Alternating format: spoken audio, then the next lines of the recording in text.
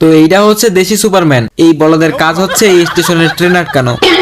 Superman পপাইকে বলে আমার মতো ট্রেন হাত দিয়ে আটকে দেখা। এই বলদে গার্লফ্রেন্ডের সামনে ভাব নেওয়ার জন্য ট্রেন আটকাতে যায়।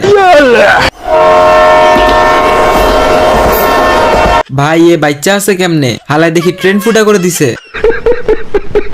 এবার এই বলদে পপার হাতে একটা গান ধরিয়ে দেয়, তারপরে সাইডে গিয়ে বুকের মধ্যে লোহার চেস্ট লাগিয়ে নিয়ে আসে। পপাই ভাবছে সুপারম্যানের সবকিছু ফুটা হয়ে গেছে।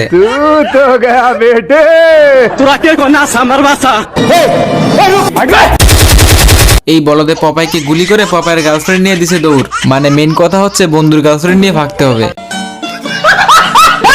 তো এই বলদে দেওয়ালের উপরে রাস্তা আর্ট করে দেয়। এইদিকে শকুন তো রকেটের গতিতে আসতেছে।